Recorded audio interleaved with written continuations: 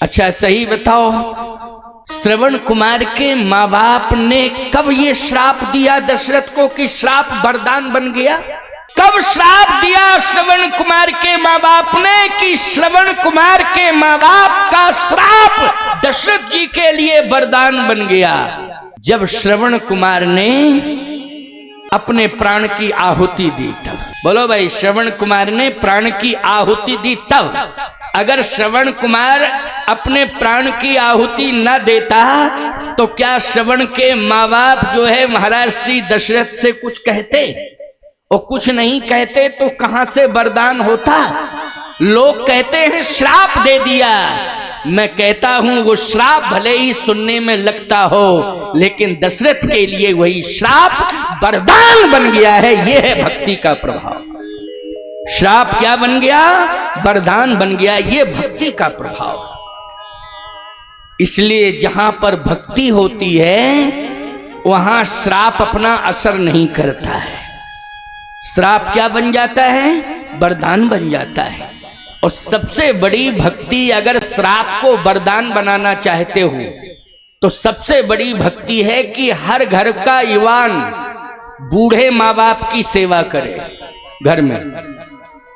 मैं कहता हूं कि अगर कर्म भी किसी जवान के बिगड़ गए हैं और वो कर्म उसे हर रोज श्रापित करते हों, लेकिन जिन हाथों की रेखाएं आपको दुर्भाग्य से जोड़ रही हैं, यदि उन्हीं हाथों से तुम बूढ़े माँ बाप की सेवा कर लोगे तो दुर्भाग्य की रेखाएं सौभाग्य में बदल जाएंगी। यह है माता पिता की भक्ति का प्रभाव।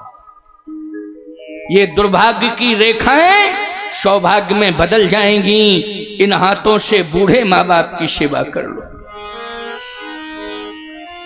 आज हमारे जीवन में दुर्भाग्य ही दुर्भाग्य नजर आ रहा है। हमें मकान अच्छा मिल गया है रहने के लिए, डल्लक का गद्दा सोने के लिए मिल गया है, लेकिन नींद नहीं आ रही है। बोलो भाई, मकान बहुत आलीशान मिला है और सोने के लिए डल्लक का गद्दा सुंदर सेज मिल गई है, लेकिन नींद नहीं आ रही है। क्या फायदा मकान ऐसा और क्या फायदा सुंदर ये सेज सैया किस काम की है जब नींद ही नहीं आ रही? न जाने कितने प्रकार के पकवान बन गए हैं, मेरे सामने आ गए हैं, लेकिन भूख नहीं लग रही है। बोलो किस काम के हैं वो पकवान कि भूख ही नहीं लग रही है? किसी काम का वो पकवान नहीं। मैं एक बात आपको बता दूं, हमें हर जगह सम्मान मिल रहा है, लेकिन भाड़ में जावे ऐसा सम्मान कि केवल हमें सम्मान मिल रहा है। अगर भगवान नहीं मिल रहा है तो ऐसा सम्मान भी हमें नहीं लेना चाहिए। किस काम का ऐसा सम्मान कि जिससे हमें भगवान नहीं मिल पा रहा है? आजकल यही तो हो रहा है, सम्मान पाने वालों की होड़ लगी हुई है। मुझे सम्मान मिल जाए, सम्मान मिल जाए, सम्मान मिल जाए, और सम्मान लेने के चक्कर में न जाने क्या क्या अपराध कर रहे हैं लोग। लेकिन ये चाह छोड़ दो, बस चाह एक ही मन में रहनी चाहिए कि मुझे भगवान मिल जावे, भगवान मिल जावे। और भगवान कब मिलेगा? रामचरितमानस का प्रमाण है। भगवान जब मिलता है तो अनुभव हो जाता है, अर्थ धर्म काम मोक्ष चारों पदार्थ मिल गए हैं। भगवान जब मिलता है तो ये अनुभव हो जाता है कि अर्थ धर्म काम मोक्ष ये चारों पदार्थ मिल गए हैं। और तुलसीदास जी महाराज का प्रमाण है, करतल होई पदार्थ जागे, करतल होई पदार्थ जागे, करतल होई पदार्थ जागे, करतल होई पदार्थ जागे, प्रिय पितु मातु समझा के प्रिय तुम्हार प्राण समझा के करतल होई पदारथ ताके करतल होई पदारथ ताके प्रिय पितु मातो प्राण समझा के प्रिय पितु मात प्राण समझा के प्रिय पितु मातु प्राण समझा के। अर्थ धर्म काम मोक्ष चारों पदार्थ उसके हाथ में होते हैं जो हाथ माँ बाप की सेवा कर लेते हैं। वो चतुर्भुजी भगवान भी सामने आ जाता है। किसके सामने आता है? चार भुजा वाला भगवान आता है जो अपने हाथों से, दोनों हाथों से माता पिता की सेवा कर लेता है। बोलो कितनी बड़ी बात है। आज न जाने कितने लोगों के सामने तुम हाथ जोड़ रहे हो, केवल स्वार्थ के कारण हाथ जोड़ रहे हो। न जाने कितनी बातें मीठी मीठी कर रहे हो, स्वार्थ के कारण कर रहे हो। न जाने कितने प्रकार के निवेदन कर रहे हो हाथ जोड़ करके स्वार्थ के कारण, लेकिन माँ बाप से तुम बोल नहीं रहे हो घर में। बोलो भाई, घर में माँ बाप से तुम बोल नहीं रहे हो और सड़कों पर न जाने कितने प्रकार के निवेदन कर रहे हो केवल स्वार्थ के पीछे, केवल स्वार्थ के पीछे कि हमें चार पैर वाली कुर्सी मिल जावे। क्यों भाई? चार पैर वाली कुर्सी मिल जावे। खबरदार, संकल्प लो आज त्रिमुखा माता के दरबार में कि हमें अपने हाथों से माता पिता की सेवा करनी है। हमें चार पैर वाली कुर्सी नहीं चाहिए, हमें चार हाथ वाला परमात्मा चाहिए। सब कुछ मिल जाएगा अपने आप। चार हाथ वाला परमात्मा चाहिए। बोलो, परमात्मा जिसे मिल गया सब कुछ मिल गया कि नहीं मिल गया? फिर क्या रह गया? आज राष्ट्रपति भी सम्मान देता है। बोलो, इस भेष का आदर करता है। इस भेष का आदर जो सर्वोच्च पद पर बैठा है, जो प्रथम राष्ट्र का नागरिक है, वो भी इस भेष का सम्मान करता है। क्योंकि इस भेष ने चार पैर की कुर्सी की कामना नहीं की है, चार भुजा वाले चतुर्भुजी नारायण की कामना की है। इसलिए नारायण का भजन किया है। इसलिए आज सबसे ऊंचे पद पर बैठने वाला भी सम्मान करता है। इसलिए मैं कहना चाहता हूं, सब कुछ मिल जाएगा। ये तो बहुत छोटी सी बात है वैभव, ये बहुत छोटी सी चीज है, कोई बड़ी चीज नहीं है। जिसे तुम बड़ा मान रहे हो वो बड़ा नहीं है, वो भ्रम है। क्या है? भ्रम है। बड़ा कौन है?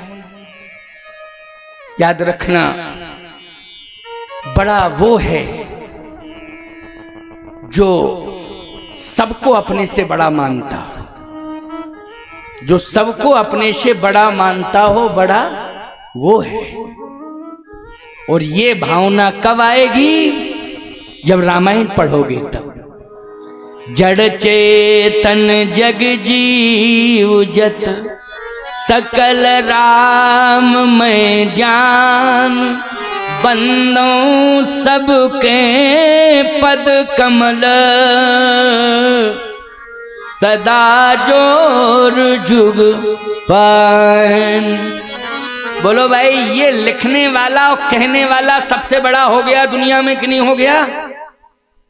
सिया राम मैं सब जग जानी, सिय राम मैं सब जग जानी, श्री राम मैं सब जग जानी, सिय राम मैं सब जग जानी, करहूँ प्रणाम जोर जुग पानी, करहु प्रणाम जोर जुग पानी, करहूँ प्रणाम जोर जुग पानी, करहु प्रणाम जोर जुग पानी। तुलसीदास जी महाराज सर्वोच्च पद पर बैठ गए हैं। आज छह शास्त्र सब ग्रंथन को रस सबने फल दिया है समाज को। जितने भी ऋषि महर्षि हुए हैं सभी ने समाज को फल दिया है, लेकिन तुलसीदास जी ने समग्र फलों का समाज को रस प्रदान किया है। छह शास्त्र सब ग्रंथन को रस दिया है। अच्छा एक बात बताओ, फल महंगा होता है कि रस महंगा होता है? रस महंगा होता है। फल की कीमत, अगर मौसम्मी की कीमत 50 रुपए किलो है तो मौसम्मी के रस की कीमत 100 रुपया किलो है। बोलो अंतर है कि नहीं? ये रस है। सभी शास्त्र क्या है? फल है। लेकिन रामचरितमानस क्या है? रस है। इसलिए रस देने वाला कौन है? तुलसीदास जैसा महापुरुष। लेकिन वो तुलसी ने सबको बड़ा माना है। करऊं प्रणाम जोर जुग पाना। इसलिए मैं कहना चाहता हूं, अकड़ना मकड़ना बंद करो, ऐंठना बंद करो। इससे नुकसान ही नुकसान है, फायदा कुछ नहीं है। फायदा कुछ नहीं है, नुकसान है। अकड़ने मकड़ने से जीवन अस्तित्वहीन हो जाता है। इसलिए सरल बनो, सहज बनो और अपने जीवन में विनम्रता का आभूषण धारण करो।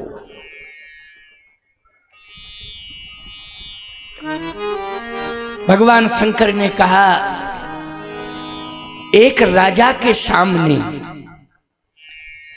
जिसने सम्मान को ताक में रख दिया और भगवान को प्राप्त करने का संकल्प लिया है,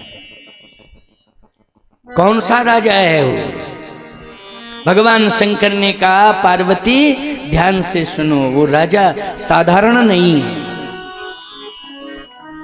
स्वयंभू मनु, स्वयंभू मनु, स्वयंभू मनु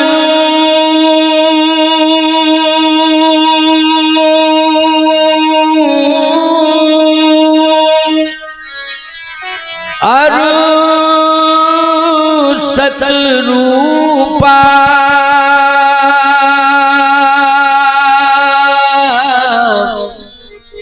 और जिनते भई नर सृष्टि अनूप। एक बात बतावे, राजा बनकर के कोई सम्मान तो पालेगा लेकिन भगवान को नहीं पाएगा। मैं बिल्कुल साफ कह रहा हूं। किसी को बुरा लग जाए तो खूब लग जाए, क्या हमको यहां आके कोई चुनाव लड़ना है कि तुमसे वोट लेने हैं? लेकिन बात हम सही कहेंगे, राजा बनकर के कोई भगवान को नहीं पा सकता है। उसे राज्य वाले सम्मान का त्याग करना ही पड़ेगा, करना पड़ेगा। ये राज्य जिसके ऊपर संपत्ति बरसती है वो राजा। बोलो भाई, वही राजा है ना। संपत्ति बरसती है जिसके ऊपर, संपत्ति की बरसात होती है। लेकिन संपत्ति की बरसात तो राजा के ऊपर हो सकती है, लेकिन संपत्ति से भी ज्यादा बड़ी महिमा है भगवान की कृपा की। वो कृपा की बरसात नहीं हो सकती। संपत्ति की बरसात होना अलग बात है, लेकिन कृपा की बरसात हो जावे ये अलग बात है। और कृपा की बरसात याद रखना, जो राजा है उसके ऊपर संपत्ति बरसती है, और जो महाराजा है उसके ऊपर भगवान की कृपा बरसती है। इसलिए साधु संतों के ऊपर कृपा बरसती है। बोलो क्या बरसती है? कृपा। अच्छा, हम लोगों को राजा कहते हो कि महाराजा कहते हो? बोलो, महाराजा कहते हो कि नहीं कहते हो? क्या बरस रहा है? संपत्ति अंपत्ति तो नहीं बरस रही है, कृपा बरस रही है। सही बात तो ये, क्या बरस रही है? कृपा। आप कहोगे महाराज ये चांदी के सिंहासन पर बैठे हो, कह रहे हो कृपा नहीं, संपत्ति नहीं बरस रही है। ना ना ना ना, ये तो मैं सिंहासन चांदी का उधार लेके आया हूं। आप कहोगे उधार? किससे मांग रहे हो? ये सिंहासन चांदी का मैं कामतानाथ भगवान से मांग के लाया हूं प्यारे। ये उनके खजाने का है, मेरा नहीं है, ये उन्हीं ने दिया है। आप कहोगे महाराज इस पर तो फिर हम भी कृपा करके मांग लेंगे। नहीं नहीं नहीं, इसके लिए तुम्हें भजन करना पड़ेगा। क्या करना पड़ेगा? भजन करना पड़ेगा। ये जो कामदगिरि पीठ का सिंहासन है, ये भाग्य से नहीं मिलता है, ये भगवान की कृपा से प्राप्त होता है। इसलिए कृपा की जरूरत है। कृपा, कृपा बरसती है तो राजा नहीं महाराजा बना देते हैं। क्या बना देते हैं? महाराजा बना देते हैं। हमारे पूज्य पाद श्री कमलदास जी महाराज, अच्छा एक बात बताएं, इनकी पोटली का बड़ा कमाल है। सही बात बतावें, सिद्ध है ये पोटली, कभी खाली नहीं होती। इतना भजन का प्रभाव, इतना भजन का प्रभाव कि पोटली भरी रहती है। क्यों भाई? ये भजन का प्रभाव है। ये पोटली सिद्ध हो गई है, चाहे जितना दे दे पोटली भरी रहे। ये पोटली सिद्ध हो गई। पटिया वाले महाराज ने इतना भजन किया, इतना भजन किया कि पटिया सिद्ध हो गया। जो मांगो बोलो, पटिया देता है कि नहीं देता है? जल्दी बोलो। पटिया जो मांगो सो पटिया देता है। पटिया से जो मांगोगे वो मिल जाता है। वो पटिया सिद्ध भजन के प्रभाव से हो गया है। संतों के भजन में बड़ी ताकत है। आज कमलदास जी महाराज घर से क्या लेके आए थे? कुछ नहीं, ऐसे ही तो चल पड़े। लेकिन भजन इतना किया कि भगवान ने, हनुमान जी ने और त्रिमुखा माता ने भंडार भर दिया है। ये इनके गुरुदेव का आशीर्वाद इनके ऊपर है। आपके गुरुदेव बहुत बड़े महापुरुष, इतने बड़े बड़े यज्ञ कराए। पूज्यपाद परमहंस श्री महामंडलेश्वर परशुराम दास जी महाराज ने ऐसे ऐसे यज्ञ कराए जो आज उन यज्ञों की चर्चाएं आज भी संत समाज में होती हैं।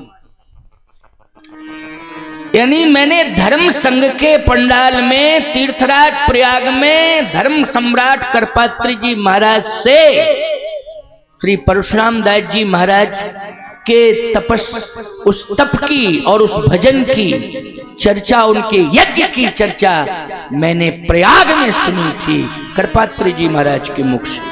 अब सोचिए जरा, कितने तपस्वी, कितने भजनानंदी महापुरुष हुए कि धर्म सम्राट जी संतों के बीच में कुंभ में उनके तप, उनके भजन, उनके यज्ञ की चर्चा करते थे। इसलिए संत ऐसे ऐसे हुए हैं, अद्भुत संत हुए हैं। करह धाम में भी अद्भुत समागम, अद्वितीय बड़े बड़े संत महापुरुष वहां आए। पटिया वाले महाराज के भजन का प्रभाव। इधर दंदरुआ चले जाओ, गजब की सिद्धि हनुमान जी की। इधर खनेता धाम चले जाओ, विजय राम दास जी के भी भजन का बड़ा प्रभाव, अद्भुत प्रभाव। और भी तमाम बड़े बड़े संत महापुरुष भिंड क्षेत्र में अधिक पाए जाते हैं, मुरैना और भिंड में, दोनों बेल्टों। और सबसे ज्यादा चित्रकूट धाम में यदि आश्रम बने हैं तो भिंड और मुरैना के आश्रम बने चित्रकूट धाम में। इस मिट्टी में जन्म लेने वाले संत आज चित्रकूट में सिद्धि प्राप्त कर चुके हैं। अयोध्या से भी ज्यादा अगर सिद्ध स्थल है तो वो चित्रकूट धाम है। अयोध्या के संतों से पूछ लेना जाकर के। अयोध्या के संत स्वयं आते हैं चित्रकूट में तपस्या करने के लिए। तपस्थली है, क्योंकि श्री राम ने तप कहां किया है? बोलो, जन्म तो अयोध्या में लिया है, लेकिन श्री राम ने तप कहां किया है? चित्रकूट में किया है। इसलिए चित्रकूट तपस्थली है। और उस तपस्थली में आज सबसे ज्यादा संत यदि तप कर रहे हैं तो रिकॉर्ड बन गया है। वो भिंड और मुरैना के संत हैं जो तप कर रहे हैं। इस मिट्टी ने भक्ति दी है, इस मिट्टी ने शक्ति दी है, इस मिट्टी ने संत दिए। अगर कोई कहता है कि ये तो लड़ने वालों की भूमि है, तो याद रखना, ये समझ ले दिमाग में लड़ाई ही लड़ाई गूंज रही है। वो लड़ाई ही लड़ाई उसके दिमाग में भरी है, इसलिए वो इस भाव से देख रहा है, इस दृष्टि से देख रहा है। नहीं नहीं नहीं। और यदि लड़ाई की कोई बात करे तो खूब लड़ी मर्दानी, वह तो झांसी वाली रानी थी, बुंदेले हर बोलों के मुए हमने सुनी कहानी थी। गलत करोगे तो लड़ेंगे, गलत करोगे तो सहेंगे नहीं, लड़ेंगे और गलत लोगों को मिट्टी में मिला के रहेंगे, छोड़ेंगे नहीं। गलत नहीं सह सकते हैं, गलत नहीं कर सकते हैं, गलत नहीं सह सकते हैं। न गलत करना चाहिए और न गलत सहना चाहिए। हमेशा गलत का विरोध। कथा तो भगवान शिव ने ही कही है, लेकिन आज हम परंपरा का निर्वाह कर रहे हैं, इसलिए तुम्हें सुना रहे हैं और तुम सुन रहे हो। अच्छा, असली श्रोता पार्वती मैया है। माताओं, तुम सुन रही हो तो ये समझ लेना कि तुमने आज पार्वती मैया की परंपरा को किसी न किसी रूप में स्वीकार किया है। यही हम कहेंगे। तो भाई कथा सुन रही हो तो यही कहेंगे कि पार्वती मैया की परंपरा को तुमने किसी न किसी रूप में स्वीकार किया है। ये अच्छी बात है। पार्वती मैया की परंपरा को अवश्य ही स्वीकार करना चाहिए, तभी तो हमारे जीवन में सुख शांति आएगी, हमारे परिवार में सुख शांति आएगी, हमारे समाज में सुख शांति आएगी, हमारे राष्ट्र में सुख शांति आएगी। अगर हम पार्वती मैया की परंपरा से जुड़ेंगे तो